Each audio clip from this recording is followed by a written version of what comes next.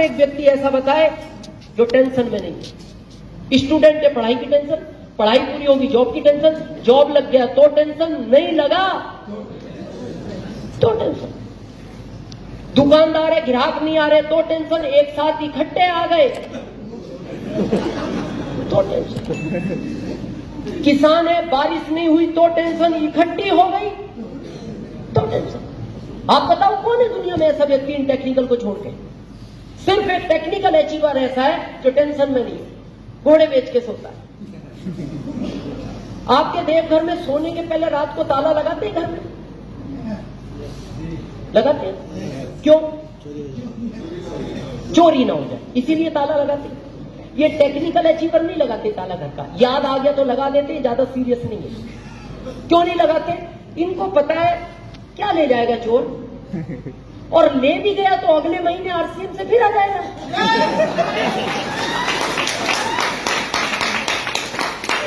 क्या घर से लगाया जो चला गया? गीता जी वाला संदेश क्या लाए थे? क्या लेके जाओगे? क्या पाया जो खो दिया? क्या लगाया आपने आरसीएम में जो खो दोगे? लेकिन आज तक आरसीएम वाले के घर चोरी नहीं हुआ, ये रिकॉर्ड है। पता है क्यों? चोरी भेद से होता है।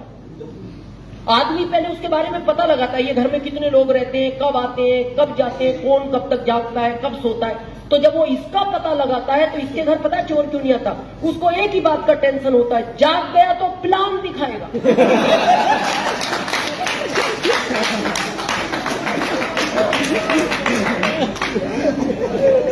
बोले जब ये घर वालों को नहीं छोड़ता, ये घर में आएगा तो छोड़ देगा। तो जीना चाहते हो ऐसी life, tension free life, money freedom, time freedom चाहते हो? क्या करना है? पहला, जितने भी लोगों को आप फरवरी में भीलवाड़ा दिखा सकते हो, जितनी संख्या आप ज्यादा कर सकते हो, उतनी ज्यादा अच्छी लाइफ आरसीएम में टेक्निकल की जी सकते हो, बहुत जल्दी जी सकते हो। दिखाना क्यों? आप कहते सर मीटिंग सुन ली ना, देखने और सुनने में धरती आसमान का अंतर है। आपने कभी 5-7 साल पहले, या रोज पेपरों में पढ़ते हो, एक बस आ रही थी, एक इधर से कार आ रही थी, दोनों आपस में टकराए और उसमें 5 लोग ऑन द स्पॉट खत्म हो गए और खिड़की काट काट कर उन लोगों को निकाला गया। ऐसा पढ़ते हो कई बार? 5 साल पहले जो घटना पड़ी थी याद है आज? नहीं। क्यों पढ़ी थी? पर आप किसी चौराहे पे जाओ और आपके सामने बस आए, भगवान न करे कोई कार उससे टकराए, 5 लोग ऑन द स्पॉट मर जाएं, चिल्ला रहे हैं, आप खिड़कियां तोड़ रहे हो, निकाल रहे हो, उस घटना को आप जिंदगी भर नहीं भूल सकते। वो ही घटना फरवरी में भीलवाड़ा होने जा रही है। उस घटना को जो देख आया, उसको आरसीएम में बड़ी पिनानी से दुनिया रोक नहीं सकती। वो घटना होने जा रही है। तो चाहते हो ऐसा जीवन? क्या करना है समझे? अच्छा 10-12 मिनट बात कर सकते हैं पीछे वालों? देखो, भारत का समझदार आदमी वही है जितना खर्च किया उसको वसूल करो। नियम तो यही बनता है, तो इतना तो वसूल करो, 150 तो करें 10 मिनट। तो चाहते हैं टेक्निकल जैसी life, time freedom, money freedom? आप भी बनाना चाहते हैं 32,500 स्क्वायर फीट में घर? आप भी चाहते हैं 50 लाख की कार घर में लाना? तो क्या करना है समझ लें। पहला, डिसीजन ले। किसका?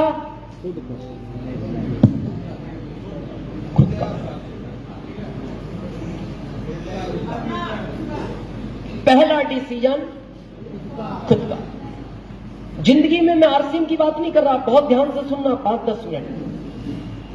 जब भी कोई काम स्टार्ट करो दुनिया का, आरसीएम नहीं, अकेले रूम में बैठ के दिल को पूछो, जो काम मैं करना जा रहा हूं इससे मेरा फायदा है या नहीं। दूसरा पूछो, जिस काम को मैं करने जा रहा हूं इसकी वजह से लोगों का फायदा है या नहीं। दिल कहे काम में तेरे को फायदा है, लोगों का नुकसान है, उस काम को कभी मत करना। दिल कहे तेरा कुछ नहीं मिलेगा, लोगों को फायदा है, तो भी करने का क्या मतलब है जब आपको नहीं मिलेगा। लेकिन दिल कहे तेरा फायदा है, तेरे से ज्यादा लोगों का फायदा है, उस काम को दुनिया मना करे, कभी रोकना मत, लेकिन डिसीजन खुद का। हम क्या करते हैं, बाहर जाके पूछो। मैं कॉमन सेंस की बात पूछता हूं, आपको बहुत बड़ा डॉक्टर बनना हो तो आपको टीचर से मिलना चाहिए कि मैं डॉक्टर बनना चाहता हूं, आप मेरे को राय दो। किससे मिलना चाहिए? डॉक्टर। ये जानते हो इतनी बात? सभी जानते हो? आपको टीचर बनना हो तो किससे मिलना चाहिए? टीचर। जानते हो ना इतनी बात? अब आरसीएम में अमीर बनना है तो किससे मिलना चाहिए? ये अगली रो में जितने अमीर लोग बैठे, और हम यही गलती करते हैं, इन अमीरों से आरसीएम समझ के जाते हैं। बाहर एक रिक्शा वाले को कहते हैं मैंने आज मीटिंग सुनी, गजब का बिजनेस है, कर लूं क्या? वो कहता है पागल है, रिक्शा चला बहुत स्कोप है। उसकी गलती नहीं है, क्योंकि वो रिक्शा चलाना चाहता है। किससे मिलने, सुन किससे रहे? मेरे को आज भी वो 2007 की घटना याद है। पटना में मेरा प्रोग्राम था, दिल्ली से मेरी फ्लाइट थी, तो मैं एक वीडियो देख रहा था आरसीएम की। तो मेरे पास में एक इंजीनियर साहब बैठे थे, देखती वीडियो बड़े एक्साइटेड हुए। पता क्या बोले? राम सीएम देख रहे हो क्या? है क्या? अब क्या रहे वो? राम सीएम। अब इस आदमी से कहो तू आरसीएम समझा, क्या दिखाएगा जिसको इसकी स्पेलिंग याद नहीं है? तो मैंने कहा आप जानते हो इनको?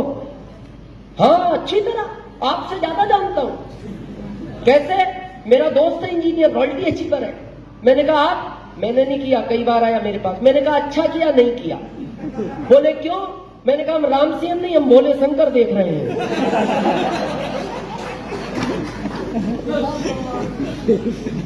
किससे मिल रहे हैं? ये बात पता है मैं क्यों कह रहा हूं? हम ज्यादातर अपने मिलने वालों से राय लेते। मैंने ली, मैं प्रैक्टिकल बात करता हूं हमेशा। सबसे पहला फोन मैंने मेरी मां को लगाया।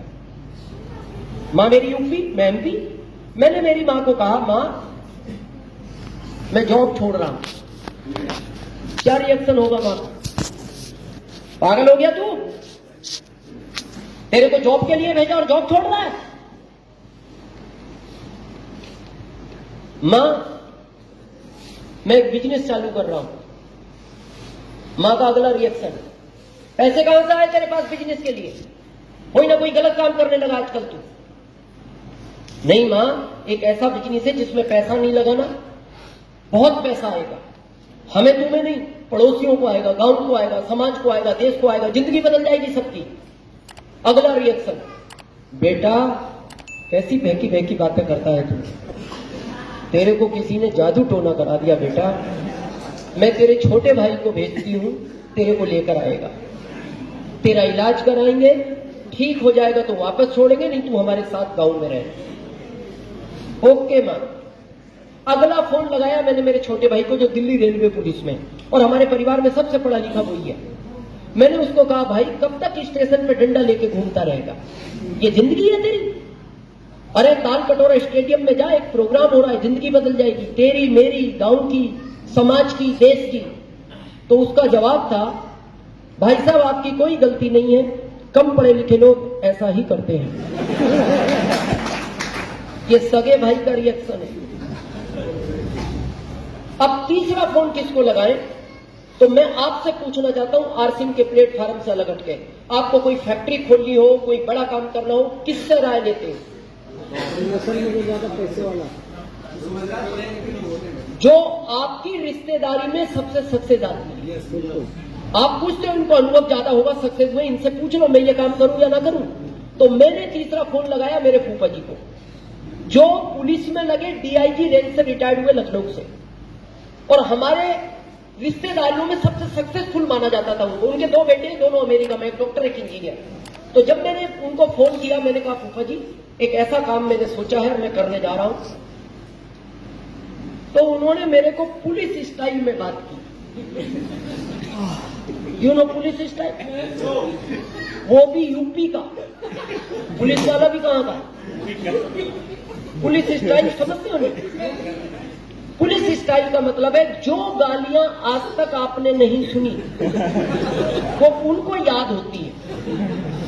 मतलब अगर अच्छा आपको तो अनुभव होगा, परिवार में कई हैं, सुबोध जी के तो ब्रदर हैं पुलिस में, डीएसपी हैं शायद, एक और भी दरोगा जी भी हैं। मतलब हम ये कह सकते हैं गालियों का अपर वर्जन जो उनको पता होता है। तो उन्होंने 3 मिनट तक वो सुनाई मेरे को, क्या अपर वर्जन। अब क्या क्या सुनाया ये तो मैं इसलिए नहीं बताऊंगा, ये महिलाएं बैठी हैं, पर एक लाइन में मैं बताऊं, उससे आप समझ जाओगे क्या सुनाया होगा। 3 मिनट तक मैंने उनसे फोन पे बात की और 3 मिनट के बाद से मेरा ये वाला कान कम सुनता है।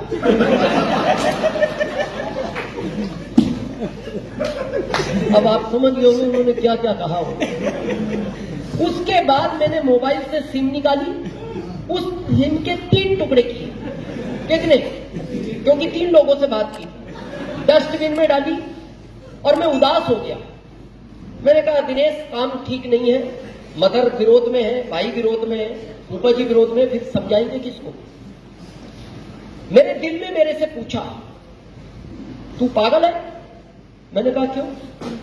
अरे तेरे को करना है तो कर, नहीं करना मत कर, फोन क्यों करता है? तू अपने आप से पूछ किस काम को मैं कर रहा हूं ये सही है कि नहीं?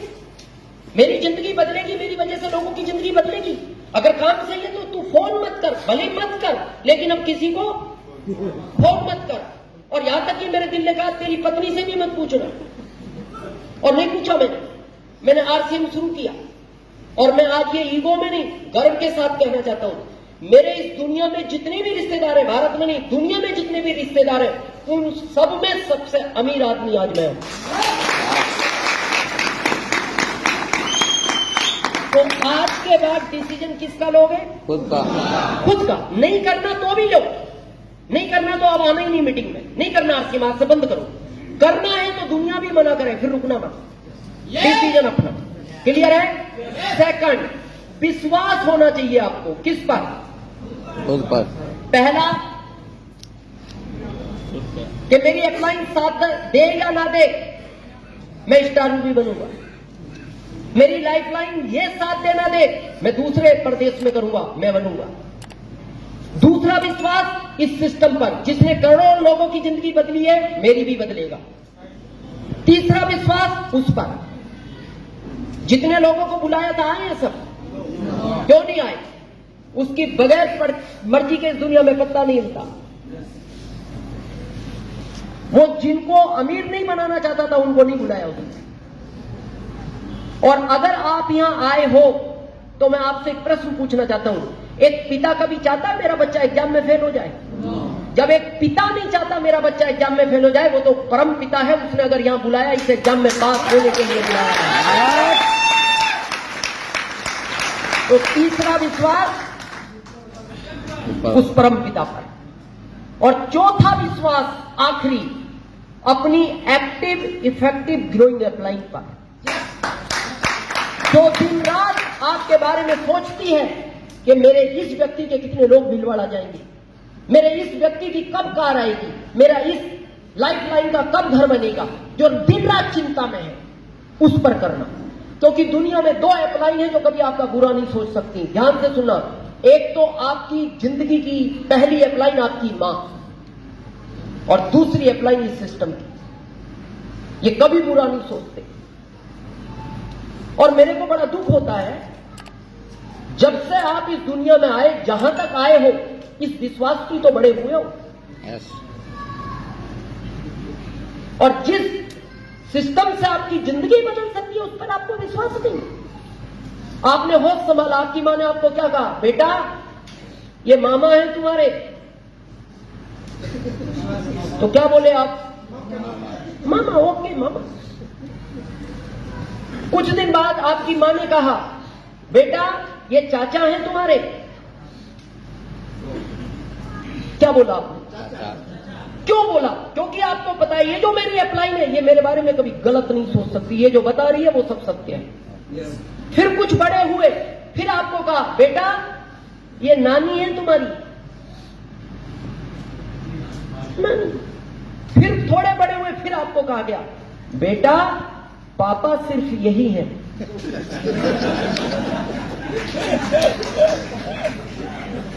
हाँ, ताकि कंफ्यूजन न रहे।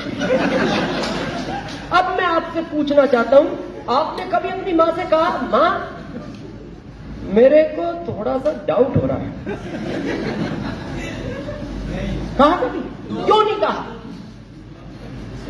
क्योंकि आपको पता है ये मेरी जो अपलाइन है ये मेरा कभी बुरा नहीं सोच सकती। और मैं इसीलिए कहता हूं आरसीएम जैसी बहुत कंपनियां होंगी दुनिया में, दुनिया की भारत में है। मैं उन कंपनियों के न विरोध में हूं, न मैं नाम लेना चाहता हूं, पर मैं आरसीएम और उन कंपनियों का एक राज बताना चाहता हूं आपको। आरसीएम में जब तक आप अपनी टीम के 10 लोगों का घर बनवाओगे नहीं, आपका बनेगा नहीं। आरसीएम में जब तक अपनी टीम के 10 लोगों का घर बनवाओगे नहीं, आपका बनेगा नहीं। और बाकी कंपनियों में जब तक 10 लोगों का घर बिकवाओगे नहीं, आपका बनेगा। अब आपकी अपलाइन को घर बनाना है तो पहले आपका बनवाना पड़ेगा। तो फिर उसमें डाउट किस बात का? वो कह रही है भीलवाड़ा चलो फरवरी में। वो इसलिए भीलवाड़ा ले जाना चाहती है, वो आपका 1 करोड़ का बंगला बनवाना चाहती है, इसलिए वो कह रही है भीलवाड़ा चलो। तो कर सकते हैं विश्वास। और लास्ट, पैशन, धैर्य चाहिए इस बिजनेस में। कितने टाइम का? 5 साल। क्यों चाहिए? प्राकृतिक से सीखो। जब आप एक बीज बोते हो, अंकुरित होता है, पौधा बनता है, टहनियां आती हैं, पत्ते आते हैं, फूल आते हैं, फल आता है। ऐसा कोई सिस्टम है बीज वो खींच के फल निकाल दो?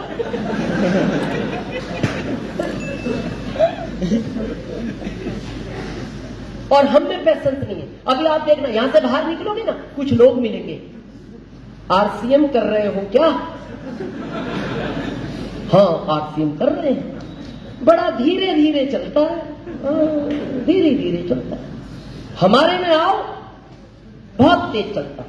बोले कैसे चलता है? आओ जाओ।